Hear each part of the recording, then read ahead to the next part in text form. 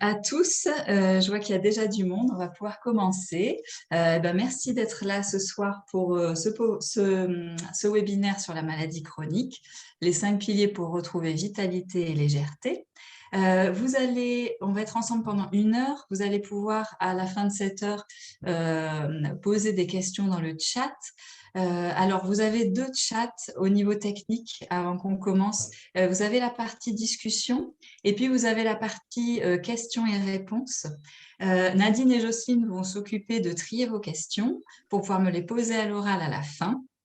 Et puis, donc, vous pouvez les poser dans cette partie questions-réponses. Pour ce qui est de la partie discussion, moi, je vous invite à l'utiliser avec parcimonie pour pouvoir écouter ce que je vous dis. Plutôt que d'échanger par écrit. J'ai beaucoup de choses à vous partager et que je ne vais pas forcément pouvoir les répéter 2 fois. Voilà. Alors, je commence par me présenter. Je suis Fanny de Cofour, je suis thérapeute holistique. J'ai une formation de base scientifique, ingénieur agroalimentaire, et puis ensuite professeur de biologie, physiopathologie humaine et de microbiologie et toxicologie. Et j'ai changé de métier. Je suis maintenant praticienne en médecine alternative, en médecine douce. J'ai une conviction très intime depuis toujours, que je vous partage tout de suite, qui est que si le corps a pu passer de l'état de santé à l'état de maladie, il peut forcément passer de l'état de la maladie, on parle de la maladie chronique, à un nouvel équilibre de santé. Et ça, moi, je l'ai vécu. Et c'est surtout pour ça que je suis là ce soir, parce que j'ai eu une maladie chronique qui était la fibromyalgie. Alors, cette maladie chronique, je l'ai contractée à l'âge de 29 ans et j'ai guéri à l'âge de 34 ans. Je parle bien d'avoir guéri, c'est-à-dire d'être sortie de la maladie chronique. Alors ce matin, il y a une personne qui doit être là certainement ce soir, qui s'appelle Isabelle, qui m'a écrit en me disant « Mais comment vous savez que vous maîtrisez vraiment vos crises, que vous n'allez pas retomber dans une crise ?» Mais ici, moi, je ne parle pas de maîtriser la maladie. Je parle véritablement de sortir de la maladie. Je parle de guérison. Donc, on va voir ensemble comment, moi, ce que j'ai envie de vous partager, en fait, c'est mon expérience. Aujourd'hui, j'ai le recul sur ce que j'ai vécu et sur la façon dont je suis sortie de ce qui m'est arrivé. Et j'ai ce recul en tant que malade et aussi en tant que thérapeute. Et c'est ça que j'aimerais beaucoup vous partager ce soir. Alors, il n'y a pas, en termes de maladie chronique, il n'y a pas 2 chemins qui sont les mêmes, mais je pense qu'il peut être très intéressant de s'inspirer du chemin des autres. Et donc, j'espère que c'est ce que vous allez pouvoir faire avec ce que je vais vous partager ce soir. Voilà. Alors, on commence tout de suite avec mon approche que je voudrais vous partager, vous présenter, et puis ensuite les différents pays. Alors, cette approche, c'est une approche globale et holistique. Qu'est-ce que j'entends par une approche holistique? J'entends qu'on ne s'intéresse pas à la maladie en elle-même. J'ai envie de dire, peu importe que votre maladie, si soit une fibromyalgie ou une autre maladie chronique, pour moi, le processus, il va être le même parce qu'on ne s'intéresse pas à la maladie en elle-même. On s'intéresse vraiment à la personne. C'est une approche centrée sur la personne et centrée sur tous les aspects de cette personne. Alors, ce sont ces différents aspects qui vont constituer les différents piliers que je vais vous présenter ce soir. Ces différents aspects, je les appelle des corps et tous nos corps sont liés. Ces corps, c'est d'abord le corps physique. Alors ça, c'est une évidence, on s'intéresse toujours en priorité au corps physique, mais même quand on s'intéresse au corps physique, c'est intéressant d'avoir une approche globale, parce que notre médecine moderne, elle a eu tendance beaucoup à se spécialiser, c'est ce qui fait aussi sa performance, cela dit, sur la chirurgie ou les maladies graves. Mais en termes de maladies chroniques, le fait de se spécialiser et de séparer un organe d'un autre, ça ne permet pas d'apporter des réponses. Et donc, c'est intéressant d'avoir cette vision globale du corps physique déjà, sachant que tous les organes sont vraiment étroitement en communication par des messagers chimiques, par les fascias, etc. Et donc, cette vision globale, elle est importante. J'avais eu, quand j'étais malade, j'avais eu une consultation de gastro-entérologie parce que j'avais beaucoup de problèmes digestifs. Et je me rappelle de cette gastro-entérologue qui me dit, mais elle était très perplexe devant mon cas, et elle me dit, on dirait que vous avez 2 maladies. Et vous voyez, c'est ça tout le problème de se centrer sur les maladies au lieu de se centrer sur la personne. Il n'y a pas plusieurs maladies, il y a un tableau d'ensemble et un ensemble de troubles d'une personne qui a son histoire, ses caractéristiques, son terrain, etc. Donc, le premier corps, ce sera le corps physique. Et puis ensuite, ce que j'appelle le corps émotionnel, c'est l'ensemble de toutes nos émotions. Alors, que ce soit les émotions qui nous appartiennent, que ce soit des émotions profondes ou non, ou aussi les émotions qui ne nous appartiennent pas et que l'on prend. Donc, on va s'intéresser aux émotions. On sait très bien que tous ces corps sont liés. On sait très bien que quand il y a une émotion, ben, il y a une conséquence physiologique derrière. Par exemple, je me mets en colère, je deviens rouge. Ça veut bien dire qu'il y a eu un message d'afflux de sang pour justement préparer les muscles à pouvoir réagir. Donc, on sait très bien que le lien, il est très, très étroit. Ensuite, le corps mental. Alors, ce que j'entends par le corps mental, ben, c'est l'ensemble des pensées, toutes nos pensées, nos croyances et nos conditionnements. Ce qu'on va appeler nos croyances, c'est tout ce qu'on tient pour vrai. Mais on le tient tellement pour vrai qu'on ne s'aperçoit même pas que ce sont des croyances que l'on a. Et à un moment donné, il arrive que ces croyances ne soient plus adaptées à l'évolution de la personne. Donc, ces croyances et ces conditionnements, les conditionnements, c'est toute la culture, l'éducation, la société, etc. Et puis le corps énergétique. Alors moi aujourd'hui je suis énergéticienne, je fais des soins énergétiques dans la multidimensionnalité et ça m'aide beaucoup à accompagner les personnes. Et j'ai la conviction que ce corps énergétique, il faut en prendre soin, et a fortiori quand on veut faire une prise en charge globale, et a fortiori quand on a une maladie chronique. Et tout ça pour obtenir ce qu'on appelle une synergie des effets. Qu'est-ce que j'appelle une synergie des effets? Eh ben, c'est que le résultat, quand on s'occupe de tous ces aspects-là, il va être supérieur à la somme des résultats sur chacun des corps. On a un résultat supérieur à ça grâce aux interactions justement de tous ces corps. Alors, on va commencer par le premier corps, qui est le corps physique, donc pilier 1. Je l'ai appelé « Délivrer le corps physique ». Alors, pourquoi délivrer? Eh bien, n'ayez aucun doute que si vous avez aujourd'hui une maladie chronique, a fortiori de type inflammatoire et a fortiori douloureuse, n'ayez aucun doute que votre corps, il est intoxiqué, il est encrassé, il est empêché dans son fonctionnement. Les cellules mêmes sont empêchées dans leur fonctionnement.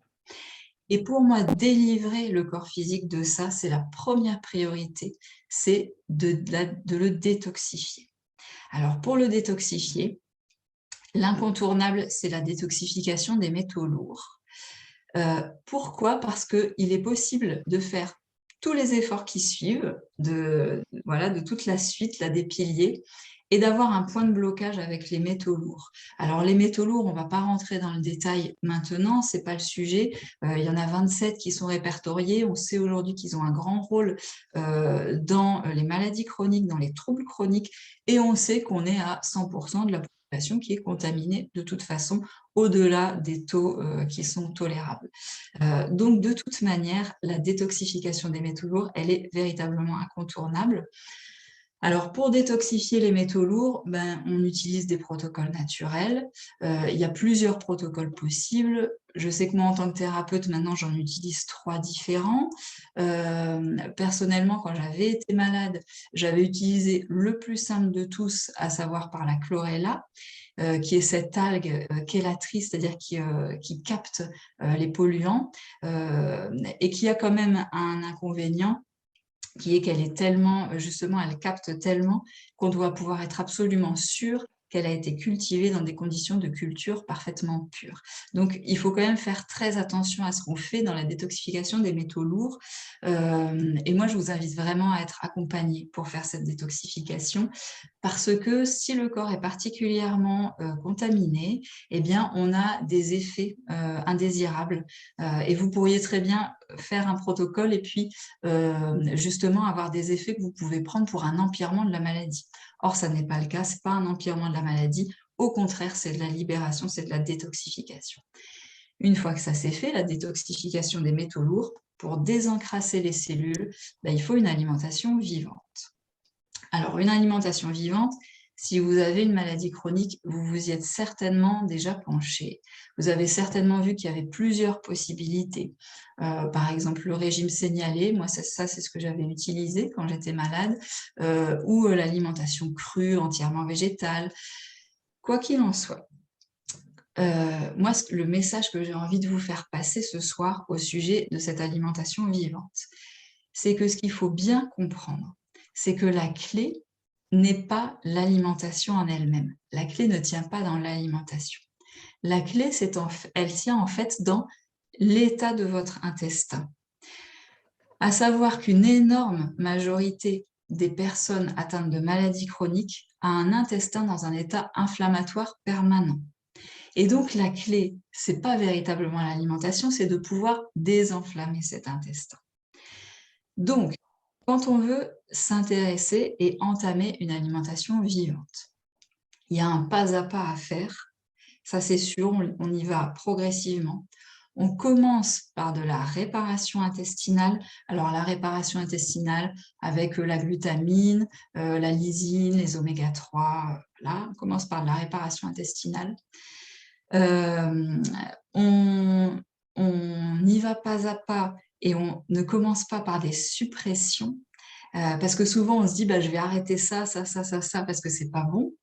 Et là, c'est très difficile de changer son alimentation en commençant par supprimer des choses. Donc, pour se faciliter la vie, on commence par rajouter tout ce qui est à rajouter. Et vous connaissez sûrement le contenu un peu de ces régimes-là. Il y a des choses à rajouter, comme des huiles de première pression à froid, par exemple, des alimentations, des végétaux, des légumes qui soient bio, naturels, locaux, etc. Voilà, on commence par rajouter avant d'aller enlever. Ça, c'est très, très important à mon sens. Et puis, je pense qu'il faut aussi saisir véritablement l'essence de ce qu'on fait. Ça, je vous dis ça parce que j'ai eu plusieurs personnes qui m'ont dit moi, signalé, j'ai essayé et ça ne marche pas sur moi. Plusieurs personnes, dont des fibromyalgiques, pas que, mais dont. Moi, sur moi, ça ne marche pas. Alors, moi, je suis convaincue véritablement que si on change son alimentation pour une alimentation vivante, qu'on fait de la réparation intestinale, qu'on se détoxifie des métaux lourds, il est obligatoire d'avoir un mieux-être, une amélioration de son état. Ça ne peut pas être autrement. Cela dit, ces personnes, est-ce qu'elles m'ont menti? Non, elles ne m'ont pas menti. Elles m'ont dit ça parce que c'est véritablement ce qu'elles ont vécu. Alors, pourquoi elles ont vécu ça? Quand je suis allée creuser un peu, parce que quand même ça m'étonnait, donc quand je suis allée creuser la façon dont elles ont fait, il y a une première confusion sur signaler, de se dire signaler, c'est manger sans lait et sans gluten. Non, signaler, c'est pas manger sans lait et sans gluten, ça en fait partie, mais ça n'est pas que ça. La deuxième chose, c'est le temps pendant lequel on le fait. Si on le fait 1 mois ou 2 mois ou même 3 mois et qu'on abandonne, alors on n'est pas allé au bout de l'expérience. Et puis la troisième chose, en questionnant ces personnes, de savoir comment elles s'y sont prises, et en fait, elles sont allées faire leurs courses au supermarché et donc elles ont rempli leur caddie en allant au rayon sans gluten. Logique. Honnêtement, on ne peut pas obtenir une amélioration avec une alimentation industrielle moderne. Que ce soit avec ou sans gluten, ça ne va rien y changer. Moi, personnellement, aujourd'hui, où je suis guérie de la fibromyalgie, si je mange des produits pendant plusieurs jours comme ça, même sans gluten, mais des produits industriels sans gluten, je ne me sens pas bien. Je baisse ma vitalité, je commence à être fatiguée et je le sens de façon très, très nette. Donc, véritablement, quand on veut entamer cette alimentation, il faut avoir saisi l'essence de ce qu'est le régime qu'on va entamer. Il faut vraiment avoir compris où est-ce qu'on va et comment on le fait. Et si ce n'est pas clair ou pas simple, ben on se fait aider, accompagner par des ateliers, un thérapeute, etc., etc. Ça, je crois que c'est vraiment très, très important. Voilà pour la première priorité qui est de détoxifier. La deuxième priorité, à mon sens, c'est d'apaiser les douleurs. Alors, pourquoi apaiser les douleurs? À vrai dire, les douleurs, c'est un symptôme. Ça va pas permettre forcément de guérir, d'apaiser les douleurs, c'est pas ça. Mais ça, je le tire de mon expérience parce que, alors quand j'ai guéri, en fait, j'ai eu d'abord une amélioration pendant plusieurs mois, une amélioration de mon état. Et puis ensuite, j'ai guéri par un déclic. Il y a vraiment eu un déclic. Alors, j'avais donc pas fait que ça, j'avais fait aussi tout le reste que je vais vous présenter, mais j'ai eu véritablement un déclic de guérison où j'ai senti dans mon corps que c'était différent. J'ai senti que les sensations étaient différentes et je n'avais plus les douleurs et je n'avais plus la fatigue. Et toutes mes sensations physiques étaient comme renouvelées, c'était différent. J'ai su vraiment intimement que c'était fini. Et là, j'ai récupéré un état d'équilibre qui est resté cependant un état d'équilibre fragile, que je continuais à accompagner par l'homéopathie, par la micronutrition, par l'alimentation, voilà. Mais je me sentais bien. Mais je sentais bien que si je lâchais quelque chose, je pouvais encore retomber. D'ailleurs, ça m'est arrivé par la suite de faire une rechute. Et puis, par la suite, plus tard, donc j'ai continué mon travail sur moi, puis je suis devenue thérapeute. Dans un premier temps, quand j'avais guéri, je voulais absolument plus entendre parler de cette maladie. Je suis passée complètement à autre chose, à une autre vie. Je voulais plus en entendre parler du tout, du tout, du tout. Et quand je suis devenue thérapeute, je me suis dit, ben, c'est génial, je vais pouvoir partager mon expérience. Je me suis mise à écrire le projet, tout ça, comment je pourrais faire. Et j'ai pas pu, en fait. J'ai pas pu. J'ai tout jeté. Je me suis dit, non, c'est vraiment pas une bonne idée, je jette tout ça. Puis l'année dernière, j'y suis revenue. Et j'ai senti clairement l'inconfort. Alors, je me suis posé la question, mais de où ça vient? Pourquoi? Enfin, ça fait partie de mon histoire, je dois pouvoir le partager. Et en revisitant mon expérience, je me suis aperçue de ce qui était vraiment douloureux dans le souvenir. Et ce qui était vraiment douloureux, qui me reste aujourd'hui, bah, c'est le souvenir de ces douleurs. Particulièrement dans la fibromyalgie, mais c'est vrai, il y a aussi dans d'autres maladies chroniques qui sont douloureuses, les douleurs, je pense qu'elles s'apparentent vraiment à un traumatisme, tellement elles sont dures à vivre. Il y a beaucoup de choses difficiles à vivre quand on est malade, beaucoup de choses. Mais vous voyez, moi, avec le recul, après cette guérison et après ces années de santé, ce qui me reste vraiment, c'est les douleurs. Elles sont traumatisantes. Elles sont véritablement traumatisantes. Ces douleurs très profondes qui ne font qu'augmenter, qui ne font que s'étendre. Enfin, et je pense qu'aujourd'hui, on a des techniques pour apaiser les douleurs. Moi, en tant que thérapeute, je me suis intéressée à l'hypnoantalgie, qui est un mélange de différentes techniques où on vient modifier la perception de la douleur et où en quelques séances, on apprend à faire ça. Alors, ça ne veut pas dire qu'on va avoir forcément 0 sur 10 à sa douleur, mais quand on passe d'un 8 ou un 9 à un 3 ou un 4, on se sent quand même beaucoup mieux. Et pourquoi je vous dis ça? Parce que je pense que c'est très important de se responsabiliser. On ne peut pas, en tant que malade chronique, attendre que la solution, elle vienne de l'extérieur, parce qu'elle ne viendra pas de l'extérieur. Et si vous êtes malade depuis longtemps, vous l'avez peut-être déjà compris, que c'était compliqué d'attendre ça. Et la solution, elle va venir de l'intérieur. Mais pour qu'elle vienne de l'intérieur, il faut pouvoir justement prendre la responsabilité de son plan de soins et il faut pouvoir être disponible à ça. Et tant qu'on est pris dans les douleurs, on n'y arrive pas. Donc c'est pour ça que pour moi, ça fait partie des priorités de pouvoir apaiser ces douleurs. La troisième priorité sur le corps physique, ça vous semble peut-être tout simple, ça l'est, mais c'est très puissant, c'est la respiration. Alors moi, auparavant, et comme beaucoup de monde, je respirais de façon thoracique. C'est-à-dire que c'était mes poumons qui se gonflaient. Et quand on respire comme ça, on a les épaules qui montent et qui descendent, qui bougent. Aujourd'hui, je respire de façon abdominale, naturellement sans y penser, à force d'avoir pratiqué. La respiration abdominale, c'est donc le ventre qui gonfle et qui se dégonfle. Et il y a associé à ça des techniques de respiration. Et la respiration, elle a énormément de bienfaits qui, à mon avis, participe grandement au bien-être quand on a une maladie chronique. Le premier bienfait, c'est qu'on peut utiliser la respiration pour diminuer le stress. Et ça, c'est important quand on a une maladie chronique où on est plus stressé qu'en temps normal. Le deuxième intérêt, c'est que par la respiration, on va faire quelque chose qui est très important, qui est de reconnecter au corps.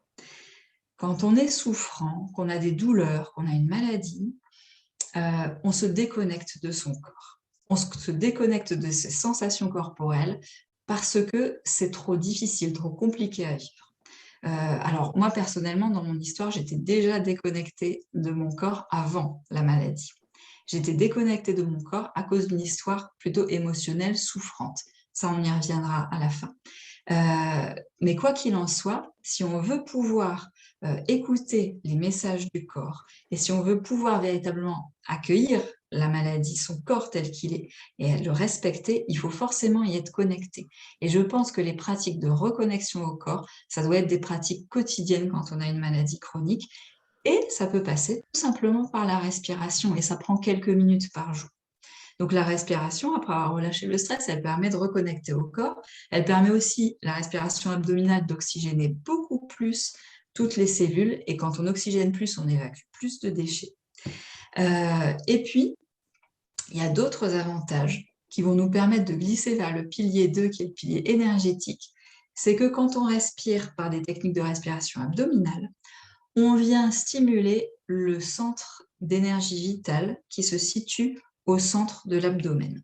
Et on peut utiliser ce centre d'énergie vitale en autoproduction d'énergie pour diffuser cette énergie dans toutes les cellules.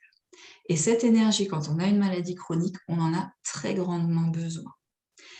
Et au-delà de ça, quand on travaille sa respiration et cette diffusion d'énergie, on vient augmenter son taux vibratoire. Et augmenter son taux vibratoire, ça participe au pilier 2, qui est de stimuler sa capacité d'auto-guérison. Alors pour moi, stimuler sa capacité d'auto-guérison, ça passe par ce que j'appelle le corps énergétique. Ça passe par la circulation des énergies. La première étape, c'est d'aller fluidifier cette circulation énergétique. Quand je dis fluidifier, ça veut dire lever les blocages. À chaque fois qu'on a une douleur, une blessure, qu'elle soit physique, qu'elle soit émotionnelle, quand il y a un événement, un choc, etc., à chaque fois, les énergies, elles viennent comme se cristalliser, comme faire un nœud. Et ça forme des blocages dans les circuits de circulation des énergies. Et ces blocages empêchent la bonne circulation. Et ces blocages, il faut venir les lever pour pouvoir rétablir la pleine circulation des énergies. Alors, comment on les lève? Ça peut être différents types de soins énergétiques. Moi, quand j'étais malade, j'avais utilisé les massages Twi, c'est-à-dire les massages Twina de médecine chinoise. J'avais utilisé l'éthiomédecine également, qui vient lever les blocages énergétiques. Et aujourd'hui, moi, ce que je pratique, ce sont des soins énergétiques multidimensionnels pour venir faire ça, fluidifier cette circulation énergétique. Parce que tant qu'on n'a pas levé les blocages, on peut venir travailler sur l'étape 2, à savoir faire circuler quotidiennement ces énergies, sans que ça ait beaucoup de résultats. C'est-à-dire, on va faire du Qigong ou du Tai Chi, on peut faire de la respiration consciente, de la marche consciente, etc., apprendre à faire circuler ces énergies, mais s'il y a des blocages, ça ne fonctionne pas très bien. Donc, une fois qu'on a levé ces blocages, on peut apprendre assez facilement, et tout le monde peut apprendre à faire des auto-soins énergétiques et faire circuler ces énergies. Et ça, c'est à faire quotidiennement. Et ça participe à retrouver de la vitalité et ça participe à stimuler la capacité d'auto-guérison. Parce que le corps a cette capacité d'auto-guérison et il va falloir y faire appel. Donc ça nous permet d'augmenter la vitalité. Ces piliers 1 et 2, c'est vraiment pour venir augmenter la vitalité. Ensuite, on veut retrouver de la légèreté. Alors, ces piliers 3, on va s'intéresser aux émotions.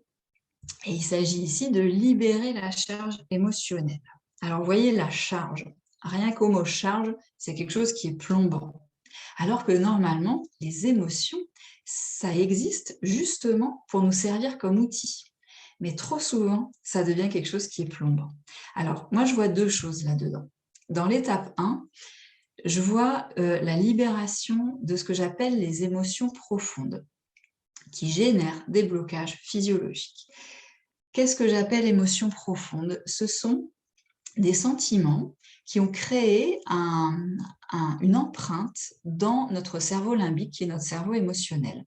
Et ça, les neurosciences l'expliquent très bien, que quand on vit un événement, et peu importe la nature de l'événement, c'est par rapport plutôt au ressenti qu'on a eu de cet événement, eh bien, quand il a été émotionnellement fort, ça crée un chemin neuronal, c'est-à-dire un chemin privilégié dans les neurones du cerveau limbique, et ce chemin, c'est toujours ce même chemin qu'on va emprunter.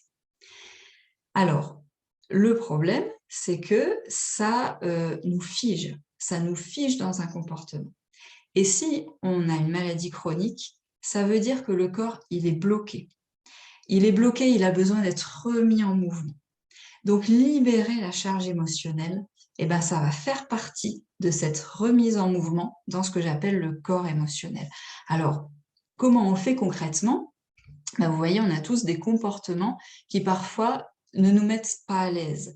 Par exemple, quelqu'un qui s'impose énormément, ou alors au contraire, quelqu'un qui est complètement en retrait, ou quelqu'un qui a tendance à la fuite. Ça, ce sont les réactions au monde. Ces réactions au monde, elles correspondent à des émotions, en réalité, qu'on vit. On n'a pas toujours conscience qu'on le vit. Par exemple, ça peut être une colère. Une colère, elle peut provoquer qu'on s'impose ou au contraire qu'on se retire. Ça peut être de l'angoisse, ça peut être de la peine, du chagrin. Ça, c'est l'émotion qui correspond. Et en fait, toutes ces émotions correspondent à un sentiment, à quelque chose qu'on a ressenti. Par exemple, je suis en colère parce que je ne me suis pas sentie respectée, ou je suis angoissée parce que je me sens coincée, ou j'ai de la peine parce que je me sens découragée, par exemple. Et tous ces « je me sens », ça correspond à des sentiments profonds. Ces sentiments profonds, en réalité, et donc qui sont inscrits dans notre cerveau limbique, mais qu'on va pouvoir modifier, c'est ça la bonne nouvelle. Ces sentiments profonds, vous les connaissez, ça correspond à ce qui a été appelé par Lise Bourbeau les 5 blessures. Donc, blessures de rejet, d'abandon, trahison, humiliation, injustice. Vous avez sûrement déjà entendu parler de ça. Et donc, on va pouvoir venir avec différentes techniques. Alors, il y en a plusieurs qui fonctionnent. Il y a la libération psycho-émotionnelle, il y a l'hypnose ericksonienne, par exemple. Eh bien, on va pouvoir venir changer ce chemin neuronal. C'est-à-dire qu'on va libérer les mémoires émotionnelles, en fin de compte. Donc, au lieu d'avoir toujours ce comportement, on va pouvoir choisir d'avoir un autre comportement. Et la situation qui nous avait mis dans ce type de comportement ne sera plus souffrante. Donc évidemment, on ne va jamais l'oublier, mais en revanche, on n'est plus souffrant. Donc ça veut dire que là, on gagne véritablement en légèreté. Et on vient sur le chemin de l'explication qu'on verra dans le pilier 5, sur le chemin de l'explication du sens après de la maladie. Et dans l'étape 2, quand on a pu faire ce travail, on peut commencer avant aussi, cela dit, ce n'est pas chronologique. Dans l'étape 2, on va apprivoiser ses émotions. Alors, apprivoiser ses émotions, ça veut dire augmenter son intelligence émotionnelle. L'intelligence émotionnelle, qu'est-ce que c'est? C'est la capacité à laisser circuler nos émotions librement et à en tirer un message. Or, on est assez peu capable de faire ça. Et il se trouve qu'en tirant un message, ça nous permet d'être complètement connectés aussi à notre corps. Et ça nous permet, dès qu'on est en inconfort, de pouvoir rectifier, de pouvoir rectifier le tir.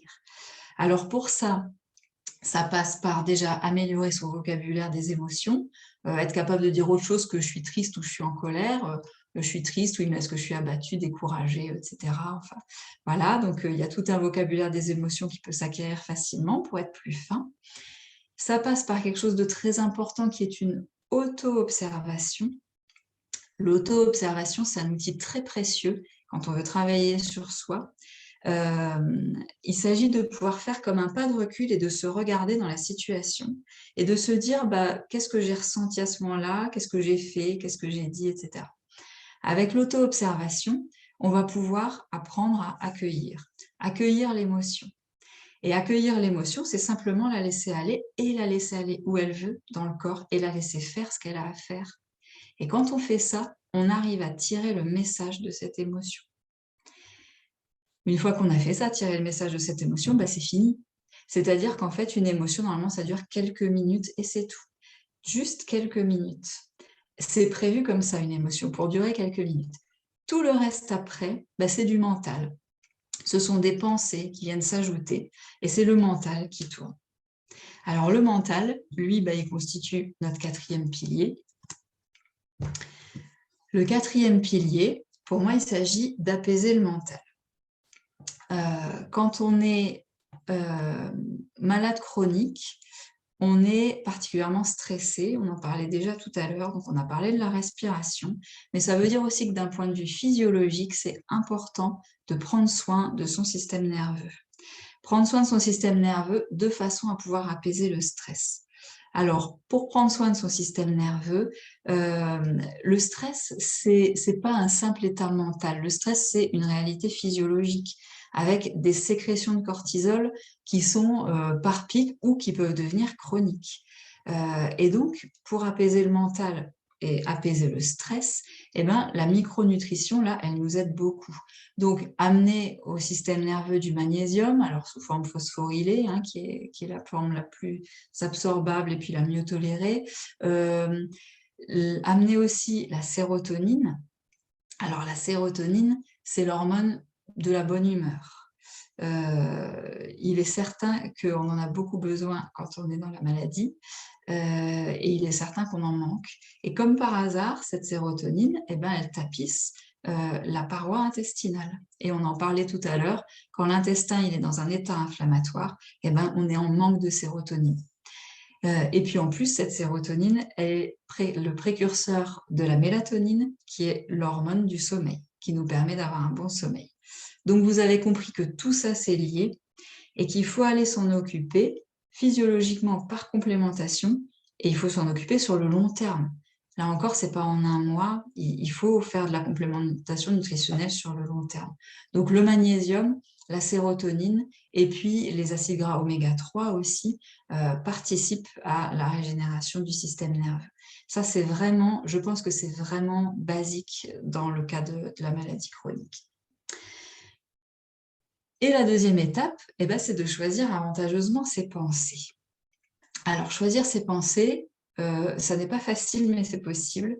Et quand on commence, après, ça s'étend. Alors, on ne peut pas choisir toutes ses pensées, on en a à peu près 60 000 par jour. C'est considérable. En revanche, on peut se mettre en auto-observation pour regarder ses pensées. On peut faire ça quelques minutes par jour, au quotidien, par-ci, par-là, et simplement venir analyser, se mettre en auto-observation et écouter ce qu'on s'est dit. Pourquoi c'est important? Parce que la qualité des pensées, elle va déterminer notre taux vibratoire. Il n'y a pas que les pensées, mais il y a les pensées, il y a les émotions. Et ce taux vibratoire, bah, c'est lui qui conditionne cette capacité d'auto-guérison et c'est aussi lui qui conditionne la vitalité.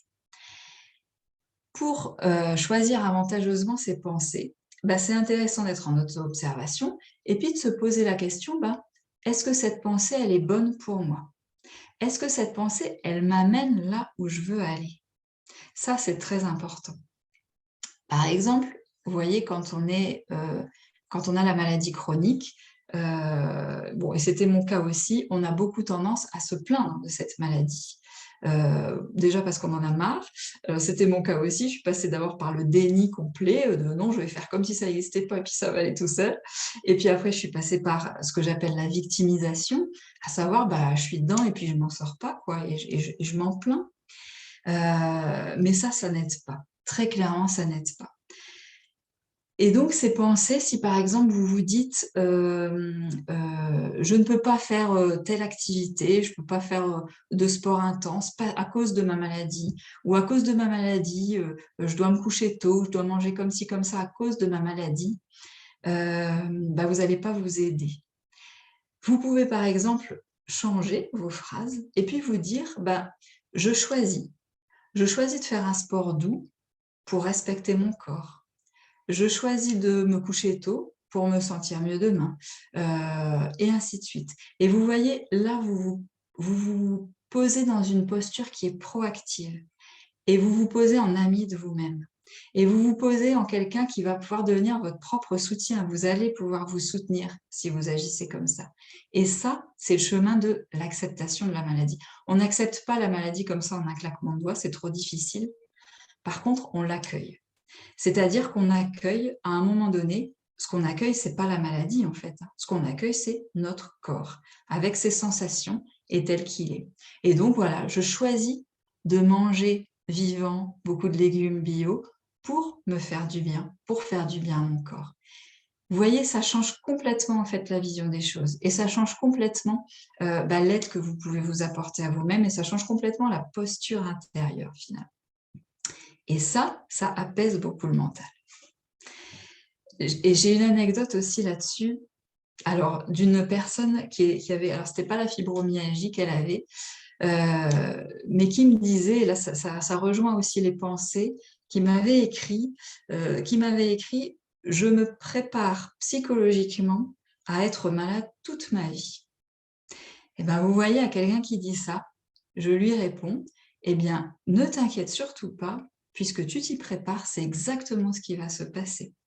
Ton corps t'entend, ton environnement et l'univers t'entendent, et donc tu t'y prépares et c'est exactement ce qui va se passer. Et vous voyez, ça c'est typiquement le genre de pensée qui n'aide pas, au contraire, voilà, qui va plutôt plomber au lieu d'aider. Donc, ce mental et ces émotions, si on arrive à apaiser et puis à les libérer, eh ben, ils vont nous amener ici de la légèreté. Donc, on a vu 2 piliers pour la vitalité et 2 piliers pour la légèreté. Et ça correspond aux 4 corps que je vous ai présentés au début du webinaire. Le corps physique, le corps énergétique, le corps émotionnel, le corps mental. Le dernier pilier est un pilier qui n'en est pas un. Ce dernier pilier, c'est de donner du sens à la maladie. Alors pourquoi je dis que c'est un pilier qui n'en est pas un, c'est pas tout à fait vrai.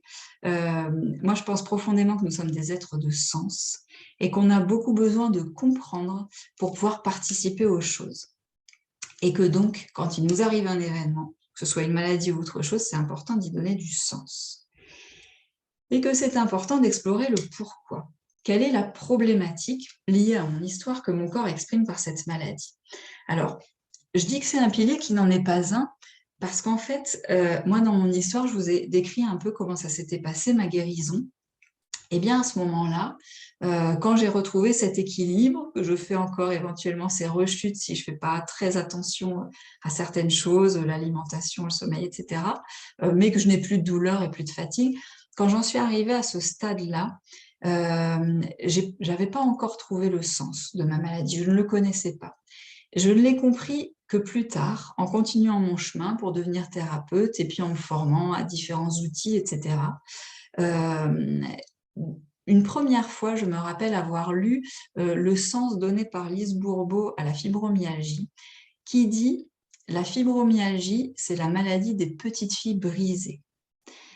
Alors, il y a peut-être aussi des hommes qui sont là, parce qu'il n'y a pas que des femmes qui sont atteintes de fibromyalgie, mais les hommes ont une part féminine en eux aussi, donc ça leur correspond également. Quoi qu'il en soit, elle laissait entendre par là qu'il y avait une autorité forte sur les femmes, enfin sur ces petites filles qui sont devenues des femmes fibromyalgiques. Et par la suite, je suis allée beaucoup plus loin dans le sens, et je pense qu'on ne peut pas coller comme ça un sens à une maladie. Je pense que ce n'est pas possible. Justement, parce que quand on se centre sur la personne, chacun a son histoire, chacun a ses caractéristiques, et il est intéressant d'aller plus profondément dans ce qu'on appelle la psychologie de la maladie, en fait dans la psychologie de la personne, pour aller explorer quelle est la problématique profonde qui fait que j'ai eu cette maladie-là et pas une autre. Parce que des maladies d'encrassage, des maladies inflammatoires, des maladies chroniques, il y en a plein. Pourquoi est-ce que c'est la fibromyalgie que vous avez? Pourquoi ce n'est pas une autre maladie? C'est intéressant d'aller explorer son histoire et d'aller voir dans son histoire quelle est la difficulté dans l'enfance qui a pu faire qu'on a eu la fibromyalgie. Alors, moi, je suis allée le faire, ça, et j'ai compris que j'avais manqué énormément d'affection et d'attention, et qu'en même temps, j'étais soumise à une autorité très, très, très forte. Et les personnes fibromyalgiques sont en fait des personnalités fortes, qui ne l'expriment pas toujours forcément, mais elles en sont. Et souvent, dans leurs histoires, elles ont été soumise à une autorité encore bien plus forte, mais à une autorité qui a été écrasante en fait, et qui n'a pas permis de se développer.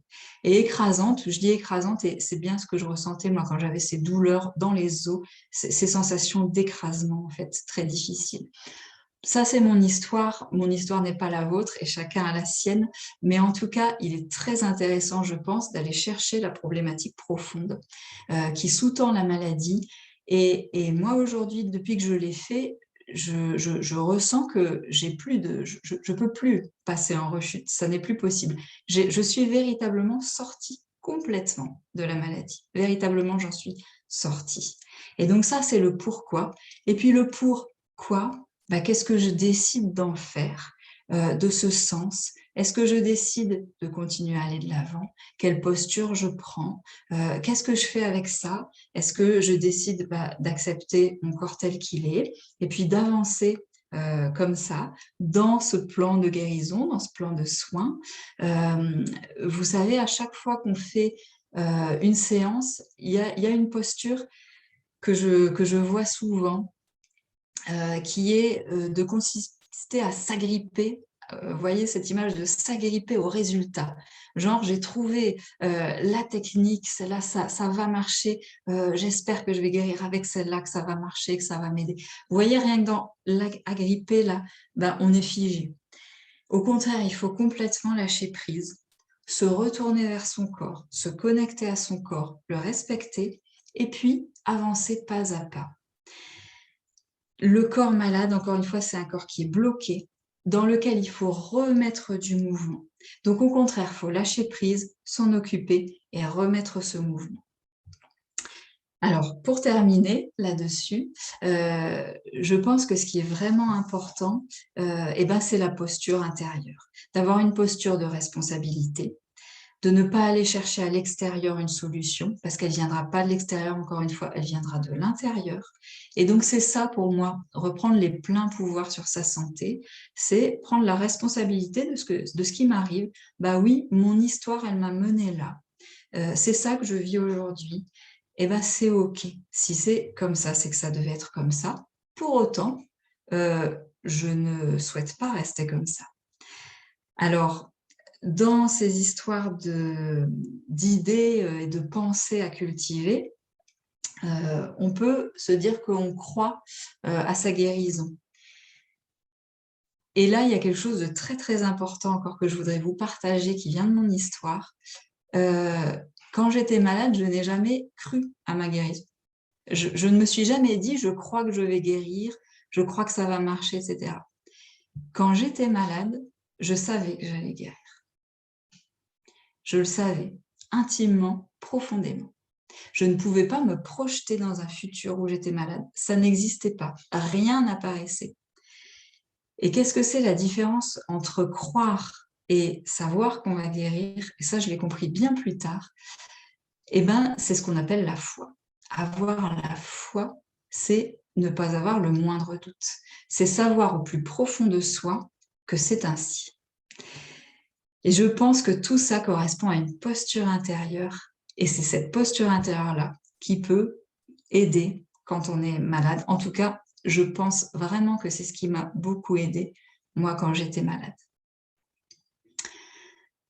Voilà tout ce que je voulais vous partager. Merci beaucoup pour votre écoute. Je vous propose maintenant de répondre aux questions. Alors, je vais enlever le partage. Voilà. Alors, dites-moi, est-ce qu'il y a des questions auxquelles je pourrais répondre? Alors, la toute première question, ça a été, est-ce que le PDF va être envoyé? Ah, eh ben, écoutez, si vous voulez, si vous voulez, pourquoi pas. D'accord.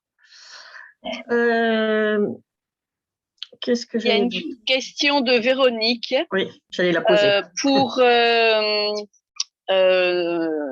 le nettoyage, la détoxification, le nettoyage, hein, c'est à ce Oui, moment-là. c'est ça.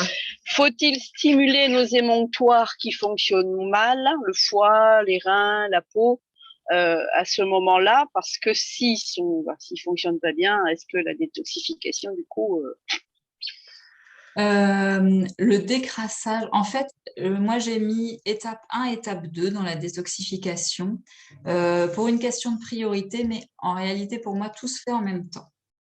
Et donc ces émonctoires, ils vont être stimulés par ce que j'appelle le décrassage, c'est-à-dire par le fait de reprendre une alimentation vivante, d'éliminer la surcharge toxique qui est dans les cellules.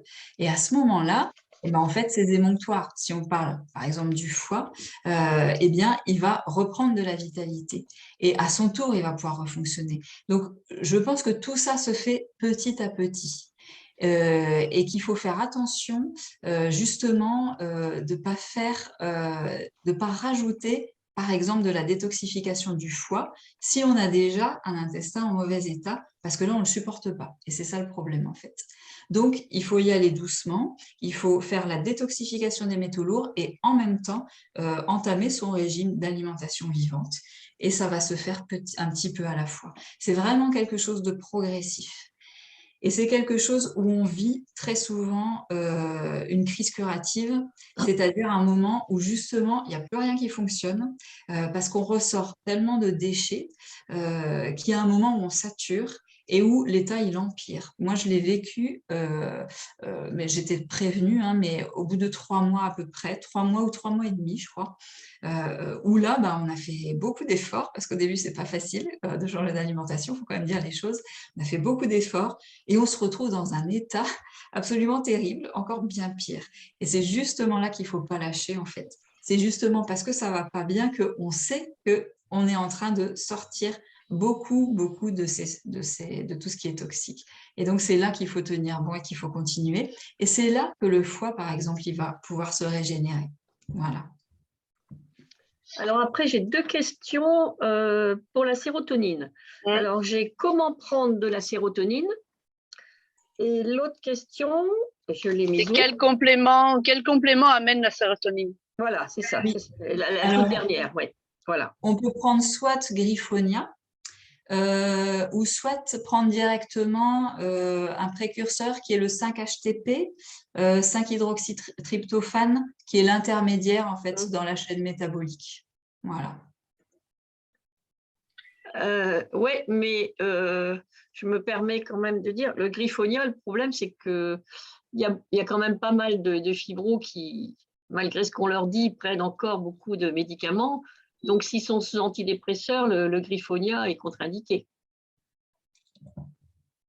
Parce que justement, ils prennent des antidépresseurs capteurs de sérotonine, justement. Alors là, je crois qu'il faut se poser la question, est-ce que cet antidépresseur m'aide réellement? Bon. Voilà, il faut faire un sevrage au préalable. Oui, parce que de toute façon, on ne va quand même pas envisager toute sa vie de prendre des médicaments. Il faut quand même être clair. Voilà. Alors après, c'est une question qui n'est pas évidente, hein. Je ne vais pas du tout affirmer non, il ne faut pas prendre de médicaments, il faut en prendre aucun. Moi, personnellement, c'est le choix que j'avais fait, hein. J'avais été diagnostiquée, donc j'avais eu une prescription et j'ai refusé ce protocole médicamenteux. Déjà parce que je voyais que ce n'était pas des médicaments. Enfin, moi, je me suis dit, ces médicaments-là, ils ne viennent pas soigner ma maladie. Je me suis dit, bah, cet éminent spécialiste que je suis allée voir, j'ai bien compris qu'il avait bien étudié la question, qu'il avait mis au point un protocole médicamenteux, mais ce ne sont pas des médicaments qui viennent soigner spécifiquement cette maladie-là. Et donc, j'ai refusé de prendre ça. Et c'est comme ça, en fait, hein, que je me suis tournée vers ces protocoles naturels, vers ces lectures, etc. Et puis que j'ai fait mon chemin moi-même, en fait, hein, parce que je ne voulais pas tomber là-dedans et que je voyais sur les forums tous les effets secondaires et tous les problèmes que ça posait après, etc., etc. Alors, il y a quand même plusieurs questions sur Y a-t-il des examens spécifiques pour connaître les taux de métaux lourds ou de sérotonine? Quel type de spécialiste aller voir, etc.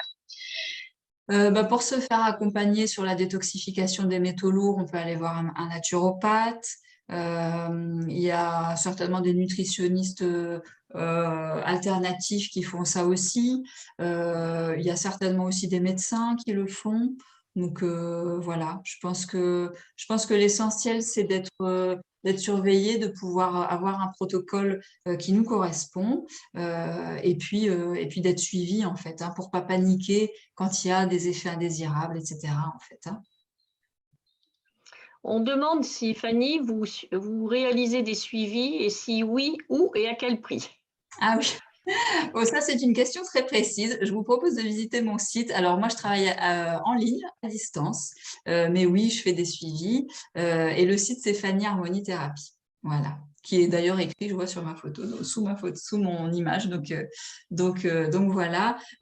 Et puis, ben, je fais des appels découvertes gratuits pour pouvoir justement connaître un peu où en est la personne et voir si je suis en mesure de l'aider, dans quelle mesure je peux l'aider, et puis évaluer à peu près ce que je peux faire pour elle et qu'on en parle en fait, hein. Voilà, en fonction de ses attentes, de voir si ça correspond à mon approche des choses et si on peut travailler ensemble en fait.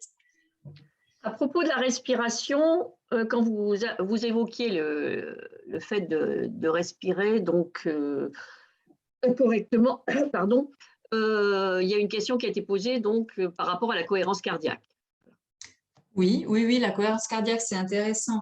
Alors, c'est intéressant pour le stress, en fait, la cohérence cardiaque. Et donc, quand on s'entraîne, je pense qu'en passant par la cohérence cardiaque, on peut tout à fait arriver à cette respiration abdominale, hein, tout à fait. Moi, ça me paraît très intéressant, la cohérence cardiaque. Alors, c'est pas la cohérence cardiaque qui permet de venir stimuler le centre énergétique là, dont je parlais, hein. Il y a d'autres techniques, mais c'est une technique qui me semble, oui, très, très intéressante. Très, très intéressante. Et en Alors, fait, il y a une juste pour Pardon. compléter, excusez-moi, c'est à force de le faire que finalement, et en y pensant et en toujours se forçant à faire de la respiration abdominale, qu'on finit par respirer par l'abdomen, hein, tout simplement, hein. Il n'y a pas de, il n'y a pas de choses miracles ou compliquées à faire, en fait, hein. C'est vraiment de la pratique, de la pratique et de la pratique. Alors, on vous demande aussi combien de temps cela vous a pris pour guérir de la fibromyalgie en utilisant ces 5 piliers.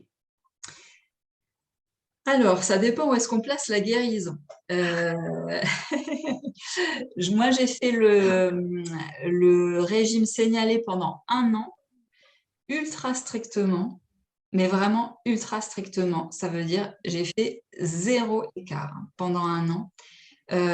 Et au bout avec le reste aussi, notamment les libérations et tout ça, et c'est au bout d'1 an que j'ai eu ce que j'ai appelé ce déclic-là dont je vous ai parlé. Voilà. Au bout d'1 an, j'ai eu ce déclic. Et après, ça m'a pris beaucoup plus longtemps pour être véritablement complètement débarrassée. Mais là, j'étais guérie quand même. Je me considérais guérie parce que j'avais plus de douleur et plus cette fatigue.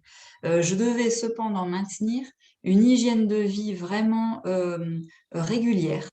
Et puis, je maintenais encore l'alimentation que j'ai commencé à assouplir, pas à pas, petite chose par petite chose, voilà.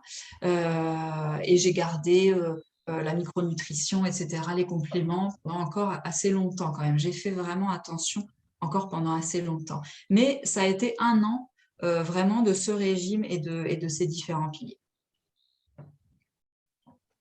Et après, une fois que vous avez nettoyé donc l'organisme, ça a pris encore combien de temps? Après, ça dépend des personnes, vous allez me dire.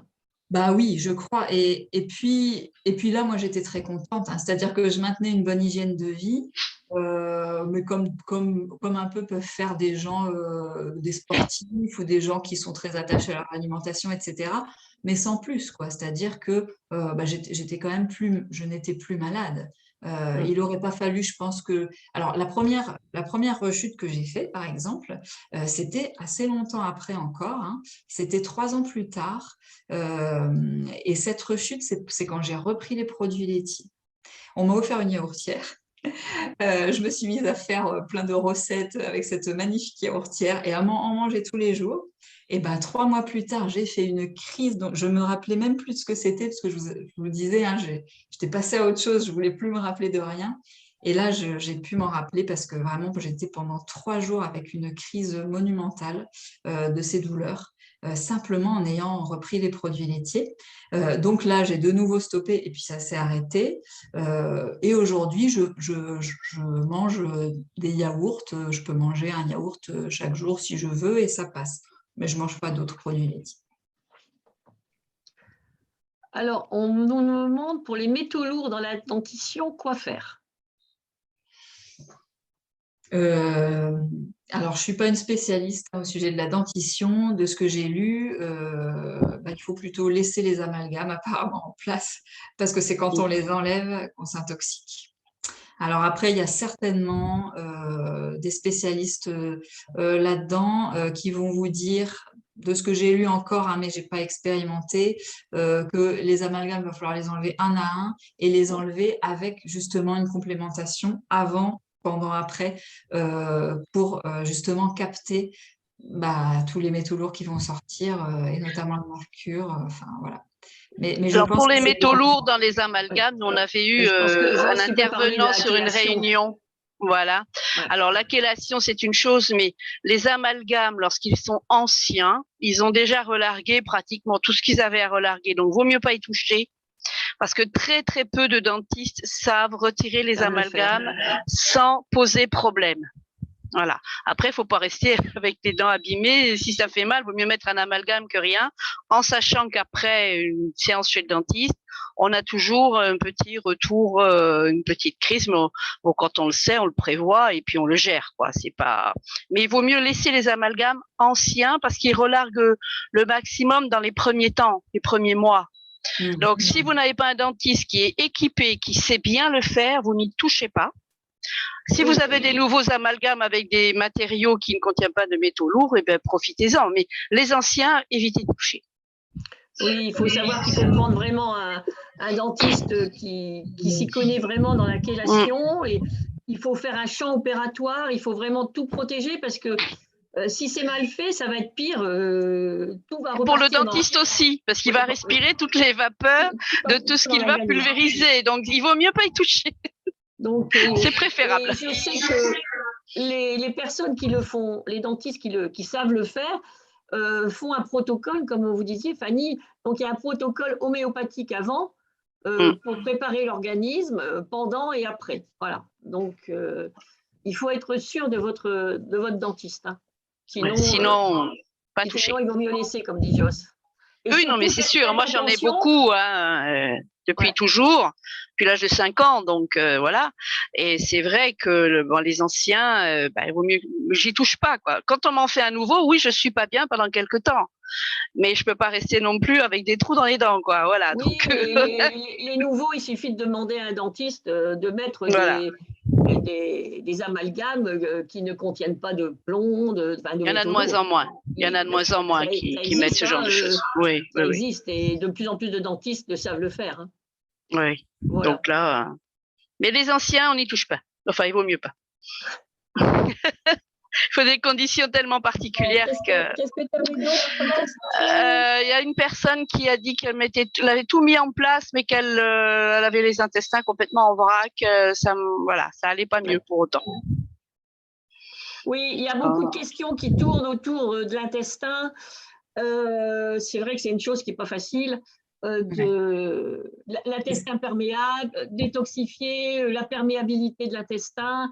Ce qu'il faut faire exactement, c'est pas évident. Donc, non, mais ça, c'est vraiment. Là, il faut vraiment se faire accompagner. Parce que c'est vraiment personnalisé. C'est-à-dire que pour moi, le régime alimentaire, il part d'abord d'un tableau d'ensemble de la personne, c'est-à-dire l'observation de comment elle vit, comment elle mange, comment elle dort, comment elle va à la selle, etc., etc. Enfin, il y a tout ça qui est à prendre en compte pour voir l'état de l'intestin. Et la réparation intestinale, ça prend beaucoup de temps. Ça finit par fonctionner, mais ça prend beaucoup de temps. Et d'ailleurs, j'ai oublié de dire aussi que pour la complémentation nutritionnelle, moi, il y avait quelque chose qui m'avait beaucoup aidé. C'est le bilan des laboratoires Nutergia. Moi, c'est le laboratoire que j'ai toujours utilisé et que je continue à utiliser maintenant, où ils font un bilan, parce que plutôt que de prendre les choses au hasard, ou voilà, ça, je crois, on risque de perdre beaucoup de temps et beaucoup d'argent en écoutant, en disant il faut prendre ci, il faut prendre ça, sans savoir si c'est bon pour soi. Ben, chez Nutergia, il y a un bilan nutritionnel, enfin micronutritionnel, qui coûte aux alentours de 15 €, où on a vraiment le terrain et où on a quelle est la complémentation nutritionnelle pour ce terrain-là. Parce que c'est clairement, on a tous on peut tous avoir, même avec la fibromyalgie, des terrains différents. Donc ça, déjà, c'est important. Et après, pour tout ce qui est régime alimentaire et réparation intestinale, on part d'un tableau. Donc, là, moi, j'ai pas envie de répondre d'une manière générale, parce que justement, je crois qu'il faut vraiment se centrer sur soi et se dire où est-ce que j'en suis, depuis combien de temps j'ai les troubles, comment je mange et comment ça se passe en fait au niveau de la digestion. Et le délai n'est pas le même pour tout le monde, hein. Vous avez dit que vous l'avez fait pendant 1 an. Moi, ça a été 2 ans et demi.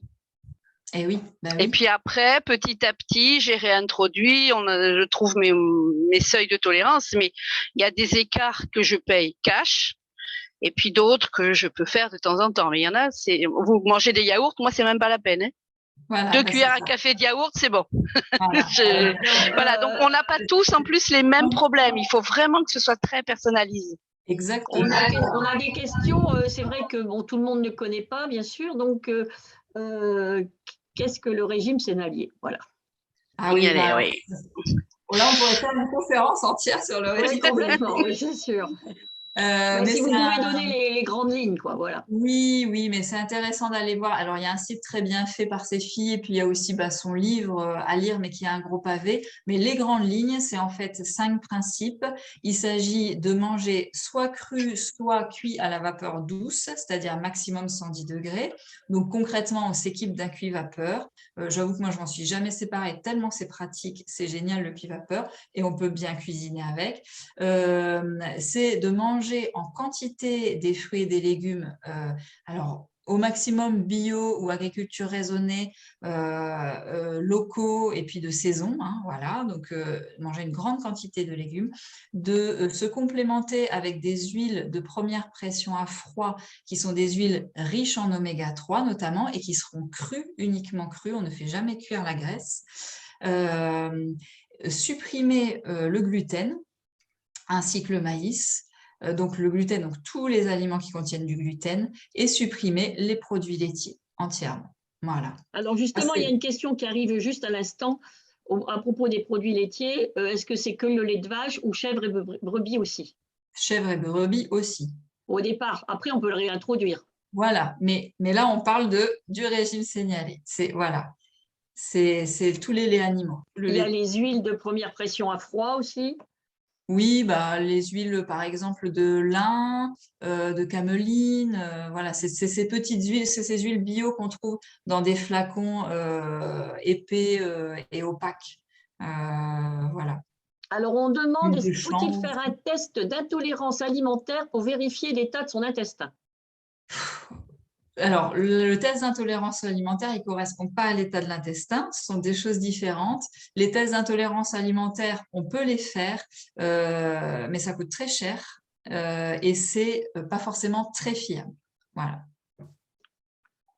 Alors, il y a une personne, c'est vrai que, qui a un vécu très, très dur, très lourd, et qui a d'autres pathologies que la fibro et qui donc est sous morphine.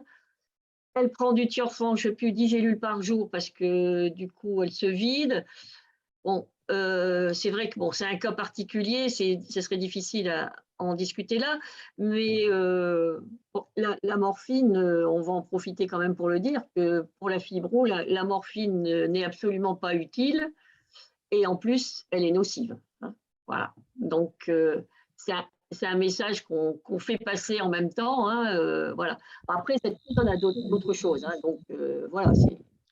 Et la morphine, ça encrasse. Alors, il y a une question là, ce n'est pas à la portée de tous. Beaucoup ont un petit budget. C'est pas vrai. tout le monde peut arriver à faire quelque chose. J'en parle en connaissance de cause, hein, parce que j'ai aussi un petit budget. En parler. Non, mais c'est important. Il faut vraiment, si vous privilégiez des produits locaux, frais, on est dans un pays où on a énormément de choses à disposition. La plupart d'entre nous ont quand même des possibilités d'avoir des produits de qualité, produits frais, non transformés, non industriels, vraiment des produits de base.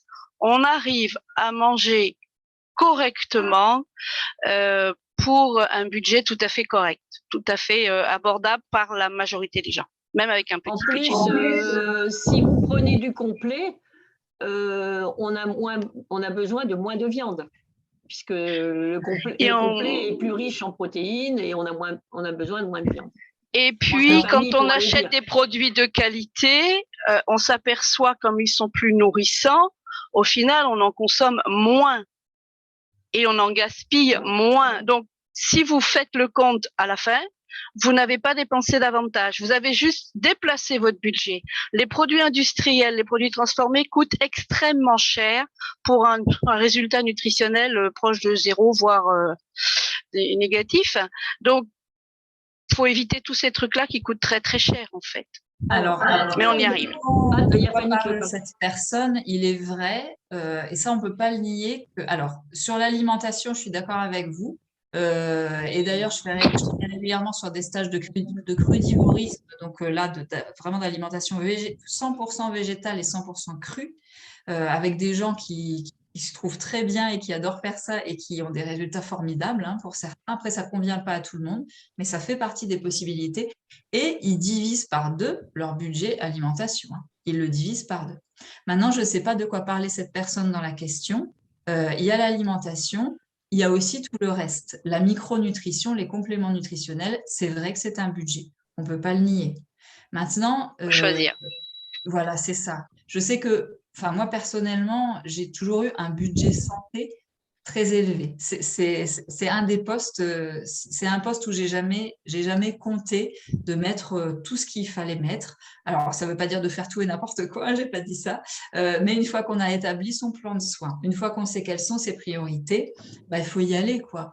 Enfin, je veux dire, on va pas rester malade toute sa vie, ou pas bien ou dans le mal-être, pour pas dépenser cet argent-là. On fait en fonction de son budget, donc on fait à son rythme. Mais je crois que le principal, c'est de se mettre en action et d'y aller et de se dire, OK, ben, ma priorité cette année, peut-être, c'est la libération émotionnelle. Qu'est-ce que je peux faire par moi-même? Il y a des livres qui sont abordables et je peux déjà commencer. Combien de séances est-ce que je peux me payer là-dessus? Et allez, on y va. Et puis cette année, ça sera ça. Mais vous voyez, il y a toujours moyen de faire quelque chose. Il ne faut pas s'abandonner. Je pense qu'il ne faut pas s'abandonner pour une question de budget en fait. Faut prioriser un peu. On nous demande quels sont les praticiens pour la fluidification de la circulation énergétique. Alors, à mon sens, il y a les médecins chinois, la médecine chinoise. Et ensuite, il y a bien, les soins énergétiques, où là, il faut comment dire, faut faire attention de qui on va voir parce qu'il y a un peu tout ce qui est possible. Voilà, il y a beaucoup de praticiens différents. Alors, bon, moi, je vais parler en tant qu'énergéticienne, hein. Je fuis le Reiki. Voilà, je vous le dis, clair, net et précis, je le fuis. Il y a des gens qui ne seront pas contents, mais ce n'est pas grave. Je fuis le Reiki, non pas parce que la philosophie du Reiki, parce qu'il y a un problème au départ, mais parce que le Reiki est très pollué actuellement, peut-être parce qu'il a été trop utilisé, peut-être pas bien, je ne sais pas. Je sais qu'il est très pollué, très parasité, donc moi ça je fuis. Et je fais des soins dans la multidimensionnalité, c'est-à-dire des soins qui ne vont pas, qui vont vraiment se référer à la personne en elle-même, en fait. C'est ça que ça veut dire, qui ne vont pas faire appel à d'autres choses. Voilà. Après, il y a des très, très bons guérisseurs aussi, hein. Vous pouvez aller voir un guérisseur. Il y a des guérisseurs très, très bien, mais il y en a d'autres qui sont moins bien. Donc, quand on ne sait pas, voilà, ça peut être difficile. Mais voilà, c'est des énergéticiens, guérisseurs. Voilà, ce sont des gens comme ça. Vont pouvoir. Et il y a une chose très importante aussi au niveau soins énergétiques. Il y a des gens qui sont excellents, mais qui ne vous conviennent pas. C'est-à-dire que si on sent que ça colle pas avec la personne, c'est pas la bonne personne, c'est tout. C'est pas qu'elle est pas bien. Elle peut être très bien pour quelqu'un d'autre, mais c'est pas la bonne personne. Attention, les soins énergétiques, c'est un échange. Donc, si ça colle pas, et puis on cherche quelqu'un d'autre. Voilà. D'autant plus que le résultat du soin énergétique, il dépend beaucoup de la réception, c'est-à-dire du receveur. Donc, le receveur, il doit se trouver véritablement en confiance pour pouvoir recevoir tout ce qu'il est en mesure de recevoir lors du soin énergétique. Et puis ensuite, bah, c'est pas en un soin énergétique, alors quelquefois oui, quelquefois non, enfin, mais il faut pas hésiter aussi à renouveler l'expérience. Mais bon, petit à petit, on apprend à sentir, hein, et si on apprend justement à faire circuler soi-même ses énergies, eh ben, on sent soi-même quand ça marche pas, quand il y a un blocage, on commence à le sentir et on se dit, bah, ça y est, c'est le moment de refaire un soin, peut-être à ce moment-là. On nous demande ce qu'est l'alimentation vivante. Ah, l'alimentation vivante, eh ben, c'est tout simplement tout ce qui est fruits et légumes frais, c'est-à-dire des choses qui sont hautement nutritionnelles. Par opposition à ce que je vais appeler les aliments morts, qui ont ce qu'on appelle des calories vides, comme des chips ou de la glace, par exemple. Bon, ben ça, c'est les aliments morts avec des calories vides. Alors que les fruits et les légumes, et d'autant plus s'ils sont bio, ils ont en fait, les aliments ont, comme nous, quand ils sont vivants, un certain taux vibratoire. Et donc, ils vont venir aussi énergétiquement alimenter votre taux vibratoire à vous. Ben, c'est ça l'alimentation vivante, en fait. C'est ramener la vie à la vie.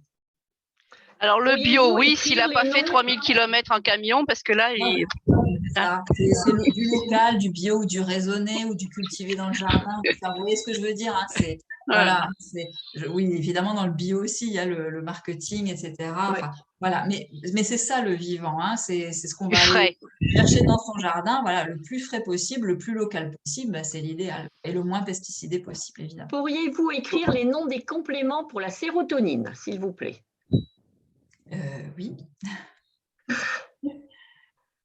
Où est-ce que j'écris ça? Dans la discussion? C'est dans QR. Ah, c'est dans QR. Ça y est, ils sont si plus en jamais plus vous n'avez pas eu de réponse ou si vous avez d'autres questions, vous pouvez m'écrire aussi sur mon mail, hein, après la conférence, hein, bien sûr. Alors, moi, dans questions-réponses, je ne sais pas où est-ce que je... Alors, il y en a beaucoup. Hein. Oui, c'est Jean Luthier à 21, c'est-à-dire... Je vais le mettre dans le chat, hein, ce sera mieux. Oui, c'est dans le... Hop.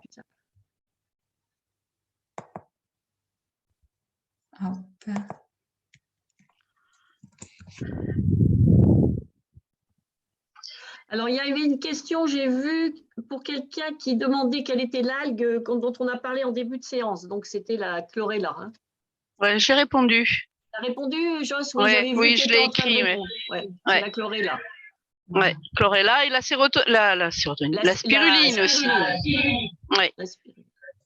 Et pareil, il faut qu'elle soit cultivée en bio dans de l'eau vraiment propre parce que sinon elle va nettoyer la flotte dans laquelle elle pousse et bon bah elle servira plus à rien quoi. Par contre, la chlorella toute seule, elle peut faire sa détoxification. La spiruline toute seule, non. Hein. La spiruline, elle est intégrée dans des protocoles un petit peu plus élaborés. Hein. Ah oui, d'accord. Ouais.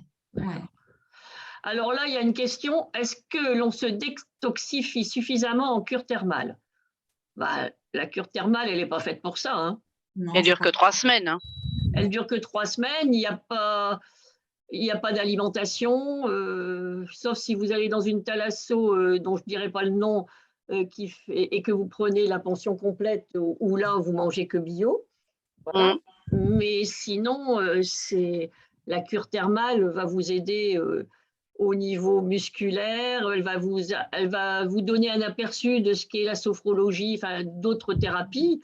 Voilà, mais il n'y a pas de détoxification vraiment dans une cure thermale. Et surtout, comme tu dis, c'est Joss sur 3 semaines en plus. Même si ça démarre quelque chose, ça n'a pas le temps. Pourquoi le maïs est supprimé? Ouais. Pourquoi le maïs est supprimé chez Seignalais? Parce que c'est une céréale totalement transformée par l'homme, qui est passée de 8 à 42 chromosomes. Et Joss, c'est pas toi qui fais la conférence. J'aurais dû écrire. Après, qu'est-ce qu'il y a d'autre? Voilà. Le magnésium, on nous Oui. demandait quel magnésium, Et quelle quantité aussi? Il y a une question sur la quantité. Le quel magnésium, magnésium et la quantité. il y a plusieurs formes pour prendre le magnésium. Celui qui est le mieux toléré, le plus efficace pour le système nerveux, c'est le magnésium sous forme phosphorylée. Alors, il y en a deux. Il y en a un qui s'appelle D-Stress, je vais l'écrire, et l'autre qui est chez Boiron, et je ne sais plus comment il s'appelle. Et le D-Stress, c'est je crois que c'est 3 comprimés par jour. Enfin, après, on suit ce qui est précisé. Voilà, il me semble que c'est ça. On nous demande qu'est-ce que l'EFT. Mais je n'ai pas parlé de FT. Ben non, pas du tout. Mais il y a quelqu'un qui en a parlé dans la discussion. Oui, ils en ont parlé.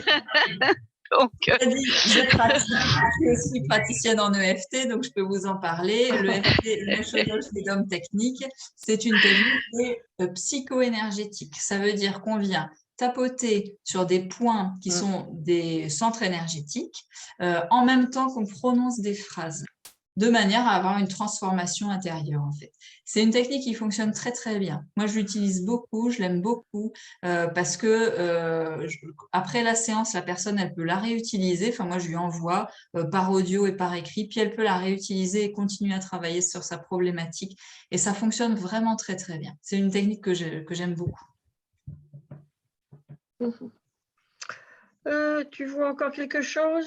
Donc, il y avait le magnésium. je suis en train de. Alors, il y a des gens qui disent voilà, moi, je fais ça, le stretching, le machin, toutes les techniques utilisées, effectivement. Et quelqu'un il dit tout ce qui fait du bien est bon à prendre. Voilà, donc le magnésium encore. Il reparle beaucoup du Reiki, voilà. Ouais, avec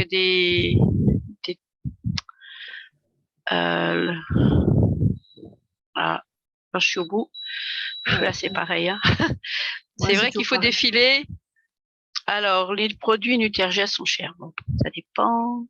Ils sont moins chers que Pilège. Et en France, les deux laboratoires très qualitatifs, c'est Pilège et Nutergia. Est-ce que vous pouvez conseiller un ouvrage de référence pour l'alimentation, pas trop complexe comme ouvrage, car dans mon cas, j'ai une famille avec des ados. Ça dépend sur quelle alimentation. Non, je crois qu'après, je crois que ce qui est intéressant, c'est de choisir des recettes dans ce cas-là. Enfin, ça dépend sur quel sujet exactement, si c'est sur Signalé ou autre. Sinon, il y a un petit bouquin qui est simple, qui est facile. Je ne sais pas si vous pouvez le voir, je vais essayer de le mettre. L'alimentation hypotoxique. Je mange hypotoxique. Alors, c'est à l'envers, évidemment, hein, sinon c'est pas drôle. Ça va, de Damien Le Retail.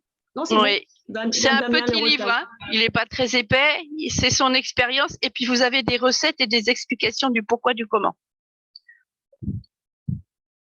Alors lui, il pratique cette alimentation pour raison de santé, hein, c'est pas, il surfe pas sur la vague. Bonsoir, il y a-t-il des précautions particulières à prendre lorsqu'on vient de se faire opérer d'un bypass?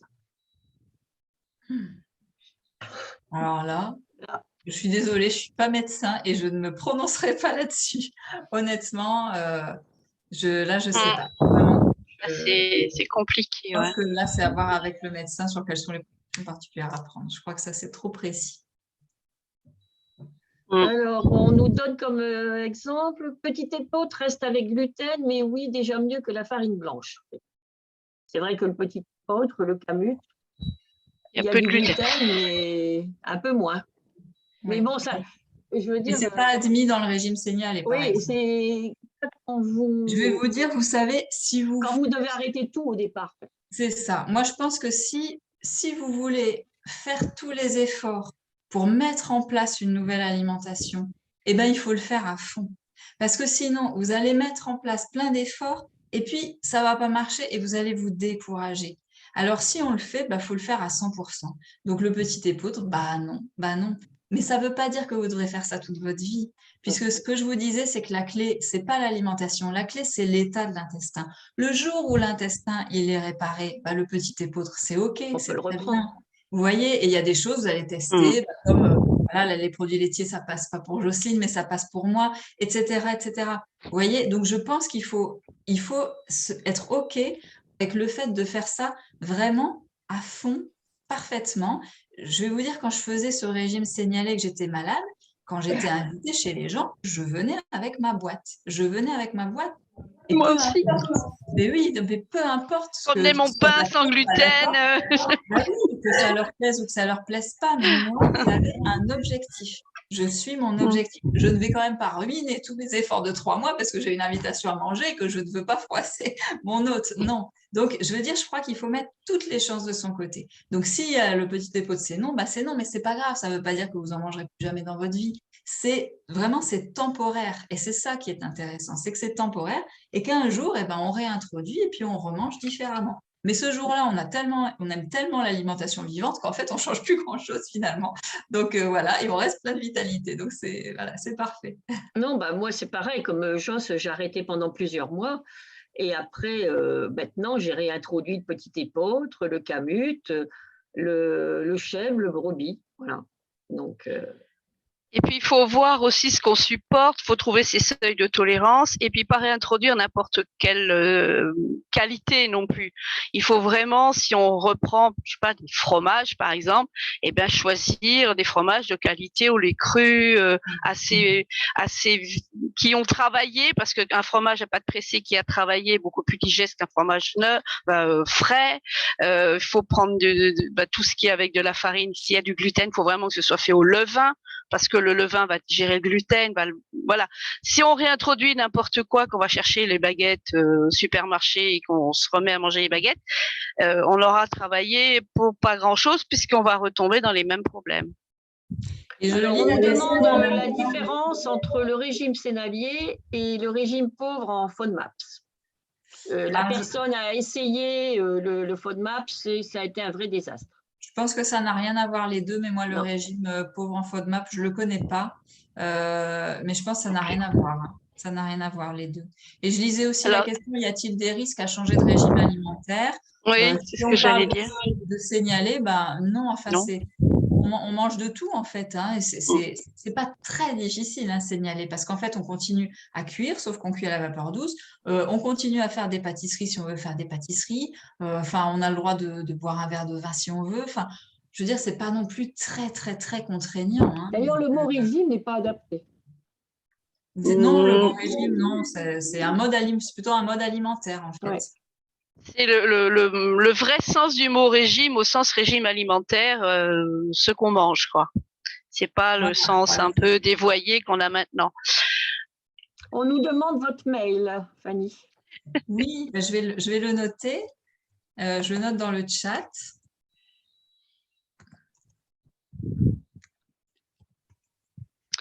Ah, il y a Alors, on nous demande Sophia. où vous trouvez le bilan Nutergia sur le site. Chez Nutergia. Non, il faut une personne. Être recommandé par un naturopathe, un thérapeute. Voilà, mais il y a des médecins aussi. Hein. Moi, j'avais fait ça chez ma médecin généraliste parce qu'ils démarchent beaucoup les médecins à Nutergia. Donc, Ah oui, donc on ne peut pas le faire soi-même. Il faut. oui, il faut passer par quelqu'un, ouais. Par quelqu'un. Ouais, qui est agréé, et puis c'est eux qui renvoient en fait. D'accord. Alors, je prends des probiotiques pour l'intestin, mais pour le moment, ça ne fonctionne pas. Cela depuis un mois, dois-je les arrêter? Bah, c'est peut-être pas les bons. Ou alors, si l'intestin est poreux, essaye de remplir une passoire. C'est ça. Et puis alors, Fanny, elle va nous expliquer tout ça. Là, encore une fois, un mois, c'est pas beaucoup. Les probiotiques tout seuls, c'est pas ça qui va. Enfin, la réaction, ça ne marche pas. Mais qu'est-ce que c'est censé être? Marcher, tout dépend de l'état de l'intestin au départ, tout dépend de l'alimentation, tout dépend des autres compléments nutritionnels. C'est vraiment, encore une fois, c'est vraiment un tableau complexe. On ne peut pas se dire c'est ce petit détail. Il faut vraiment voir l'ensemble en fait. C'est très compliqué de répondre à une question comme ça si on n'a pas le tableau d'ensemble de la personne. Ouais. C'est peut-être tout simplement pas le bon probiotique qui correspond à. Là, je crois qu'il faudrait qu'elle voie quelqu'un qui lui conseille en fonction d'elle, parce que. Alors, je ne sais pas ce que veut dire Claire.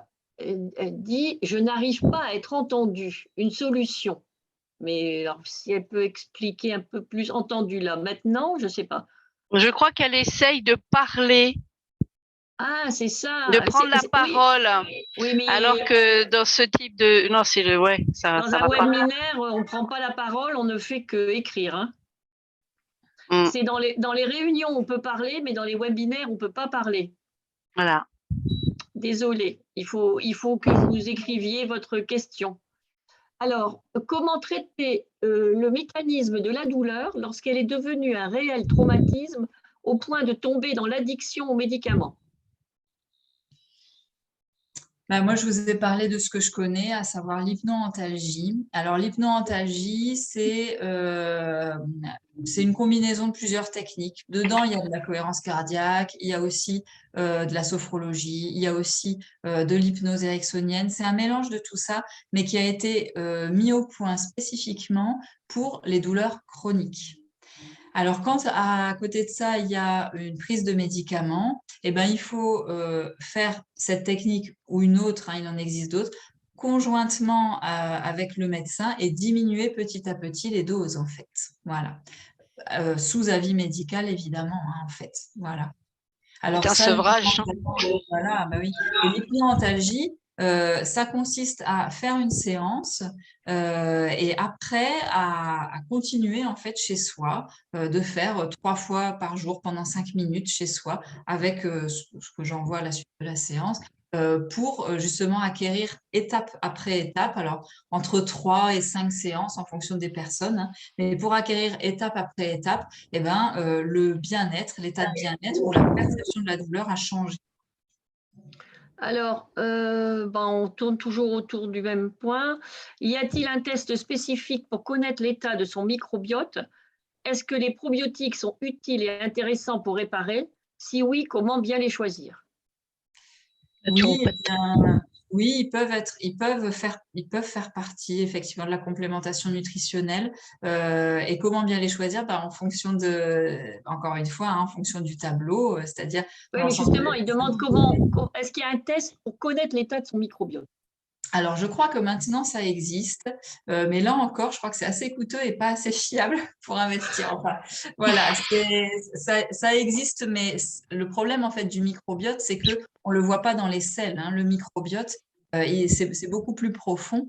Donc, je pense que c'est compliqué ça d'aller dans l'analyse de ça. Je pense que c'est compliqué. Mais je crois vraiment qu'à partir du moment où on décrasse et qu'on réinstaure une bonne alimentation et qu'on a la supplémentation avec, petit à petit, l'équilibre se restaure. Alors, il y a Caroline qui nous dit qu'elle ne voit pas non plus les réponses de Fanny, son mail par exemple. Je Alors, vais recommencer, je ne sais pas. je suis en train de chercher, mais moi je ne vois pas non plus. Tu les as vus, toi, Joss? Oui. C'est dans le chat, dans discussion. Oui, oui, c'est dans la discussion, oui. Oui, oui, c'est pas dans les questions-réponses. Voilà.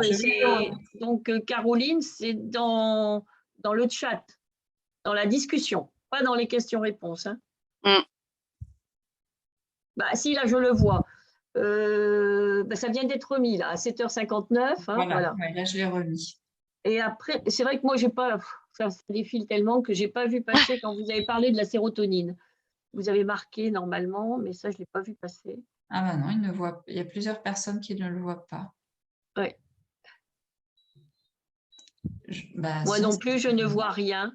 Non, apparemment, on ne voit pas. Alors, en tout cas, vous avez mon nom là sous… Donc, Carole, oui, Carole, tu me dis que tu ne le vois pas non plus. Alors, moi, je viens de le voir, là.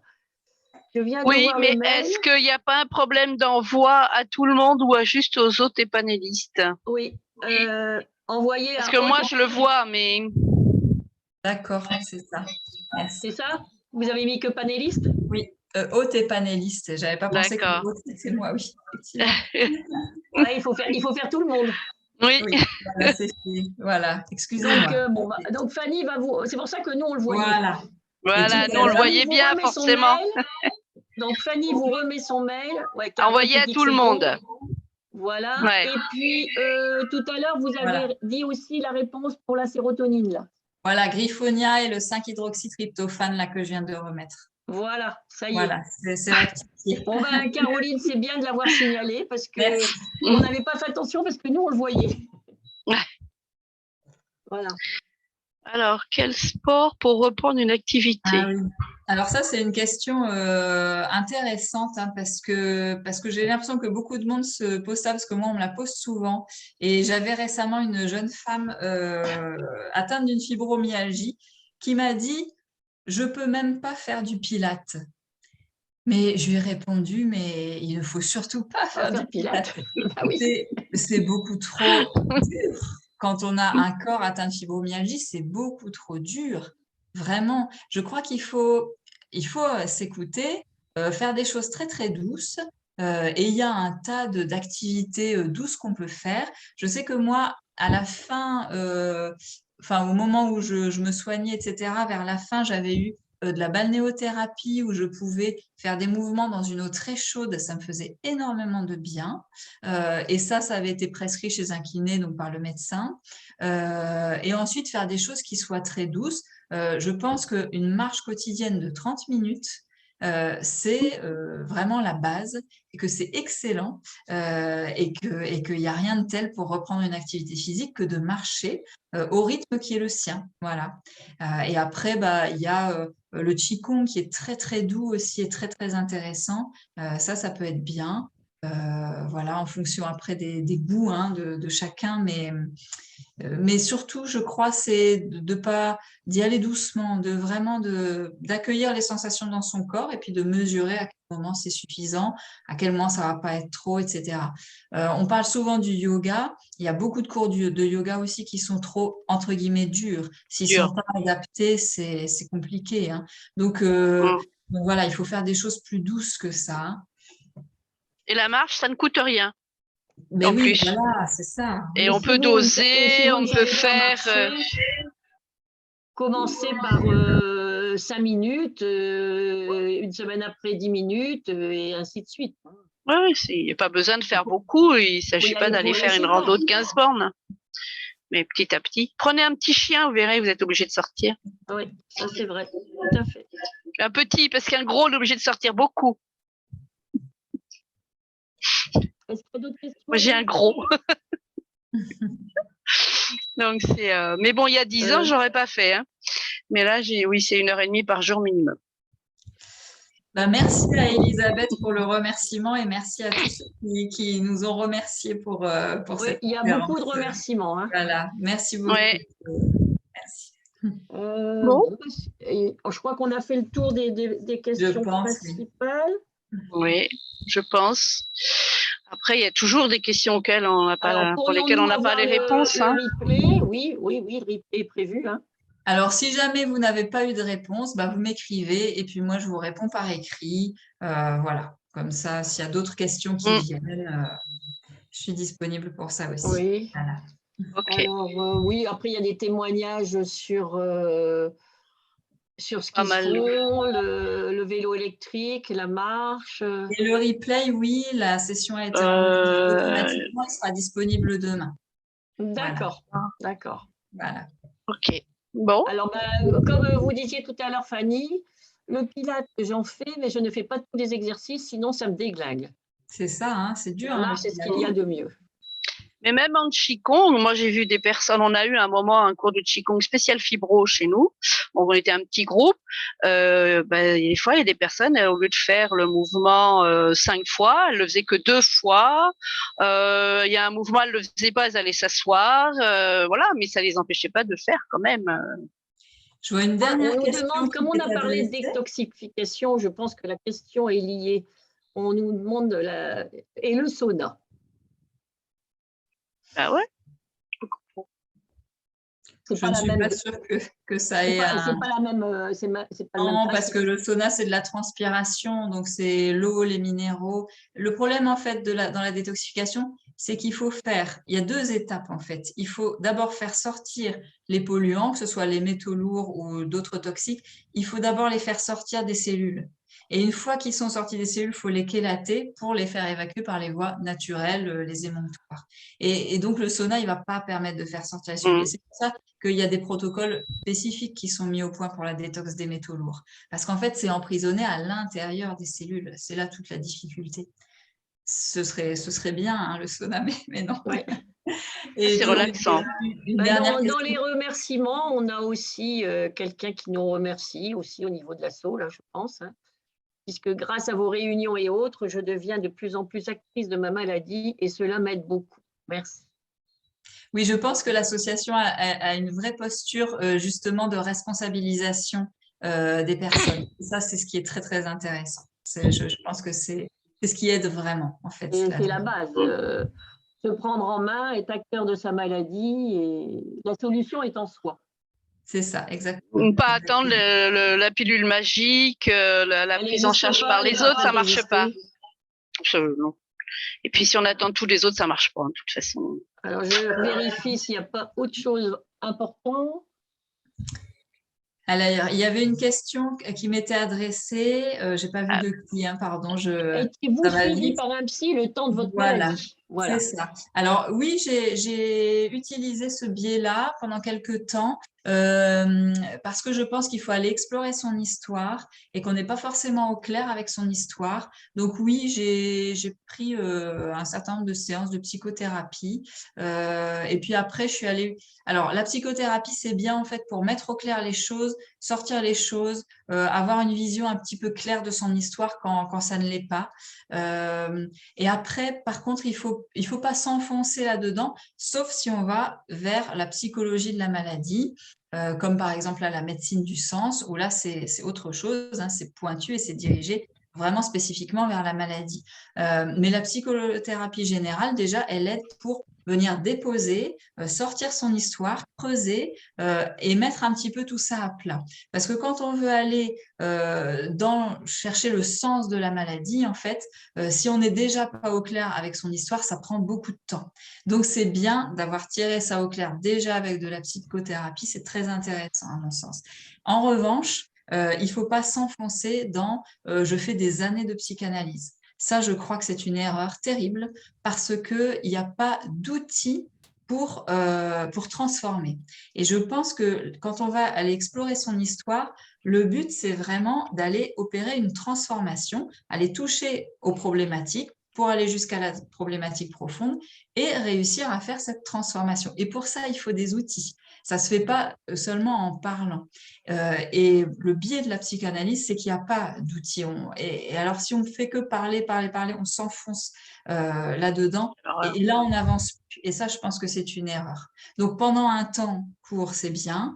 À mon avis, psychothérapie plus que psychanalyse, à mon avis, parce que la psychanalyse, c'est fait pour durer 10 ans. Donc, en gros, hein, donc la psychothérapie, ça me paraît Pour plus moi. adapté dans la dynamique et ne pas s'enfoncer là-dedans, le prendre vraiment comme un outil pour sortir tout ce qu'on a à sortir, puis après, aller chercher sur les émotions profondes, les blessures dont j'ai parlé, voilà. Et puis le sens. Alors, on revient encore. Donc, on n'avait pas été assez clair, apparemment. Pardon, mais je n'ai pas saisi ce qu'il faut faire concrètement pour la détoxification à part le bio. C'est détoxification des métaux lourds et puis après alimentation vivante. Hein. Ce sont les deux points, les 2 points du PowerPoint. Et la chlorella. Mais la chlorella, c'est un des protocoles de détoxification des métaux lourds. Voilà. Avez-vous fait un livre pour expliquer tout ça, Fanny? Pas encore. Va falloir. Mais merci de me donner l'inspiration. Merci. Alors, donc ça, c'est pour nous, pour nos réunions. Merci. Donc, et après, dans les QR, tu en as des nouvelles questions? J'étais dans le chat, là. Oui. Tac, tac. Le magnétisme peut-il aider pour les métaux? Non. Ce sont deux choses différentes. Le magnétisme, c'est envoyer des énergies. C'est autre chose. Bon, Geneviève, vous dites, je n'ai pas reçu le document de samedi. Est-ce normal? Oui, parce que Zach a dit qu'en plus du PowerPoint, elle allait faire un petit tableau récapitulatif de certaines choses. Et elle n'est pas disponible actuellement, donc je n'ai pas le tableau, donc je n'ai pas envoyé le PowerPoint. Vous attendrez encore quelques jours. Voilà. C'est bon, je pense. Hein. Comment savoir si on est vraiment atteint de la fibromyalgie et pas le stress chronique, par exemple? Bah, je crois que le mieux, c'est quand même d'avoir son diagnostic, hein. Bah oui. Et le Maintenant, diagnostic se fait normalement en médecine interne de l'hôpital le plus proche de chez vous. voilà. Maintenant, très honnêtement, moi, dans l'approche que je propose, quasiment, je me pose pas la question de ce qu'elle a la personne. Pour toute Oui. l'approche avec les 4 piliers, comme je me centre sur la personne, quel que soit qu'elle ait son diagnostic ou pas, moi, ça me change pas grand-chose, honnêtement. Voilà. Non, Ça me et change la pas personne est douloureuse chronique, c'est tout, que ce soit fibro ou une autre pathologie, ça n'a pas d'importance. C'est ça, exactement. C'est Le exactement. magnétisme peut-il aider pour les métaux? Non, c'est ce que je Peut-être. disais, non, c'est autre chose, ça n'a rien à voir. Le Ça n'a rien à voir. magnétiser, c'est envoyer de l'énergie, en fait, hein. Voilà. Bon, je crois qu'on a fait le tour. On a fait le tour. Après, comme vous dites, s'il y a d'autres questions, les personnes ont votre mail. Hein. Oui, Voilà. Bah, merci beaucoup, Fanny. Puis merci d'avoir sollicité Fibromyalgie SOS pour faire cette conférence. et ben merci de m'avoir accueilli. Et puis bah, pourquoi pas une prochaine fois, ce sera avec plaisir. Voilà. Bah, apparemment, ça a beaucoup de succès. Ça plaît beaucoup, d'après ce que je vois. Bah, il y a Ouais. quelqu'un qui confirme d'ailleurs. Merci beaucoup, je confirme. Je fais tout ça depuis 6 ans et je vais beaucoup mieux. Mais nous, ça fait plus longtemps que ça, Nadine, et c'est vrai que sinon, on pourrait pas faire ce qu'on fait. Non, ça c'est clair. Ah. On ne pourrait pas être bénévole intensivement comme on le fait si on n'avait pas mis tout ça en place. Hein. Et moi, j'aurais pas accepté le border collie qu'on m'a amené il y a 2 ans. Hein. Voilà. Et là, là, c'est encore quelqu'un qui nous remercie au niveau de l'association. C'est bien l'asso qui a amélioré ma maladie, autant psychologiquement que physiquement. On apprend tellement grâce aux réunions webinaires et ces intervenants, contrairement aux médecins qui n'y connaissent rien, pas moi qui le dis, hein, et qui ne cherchent pas à connaître, je lis. Hein. J'ai beaucoup appris avec vous et changé ma façon de vivre pour aller mieux. Et merci Fanny. Eh ben merci à vous. Voilà. Merci encore. Et puis, Bon. peut-être à bientôt pour webinaire ou peut-être des ateliers, pourquoi pas, pour approfondir des points, s'il y a des points à approfondir. Oui, c'est vrai Voilà. que plutôt Ça que de pourrait. le faire sous forme de webinaire, on pourrait le faire dans une de nos réunions où Tout à là, fait. les gens peuvent parler Peuvent directement. interagir. Puisque Voilà. tout à l'heure, justement, il y avait une personne Une qui qui disait cherchait, oui. on m'entend pas, donc voilà. Donc là, on prévoit quoi? 4, 5, 6 heures? Alors là, je vous le dis, nous, nos réunions, en général, on les commence à 3 heures, on les finit vers 6h30, 7h. Hein. Ah Oui, encore parce qu'on coupe. On coupe, à 6h30, 7h, on dit bon, c'est bon, on arrête là.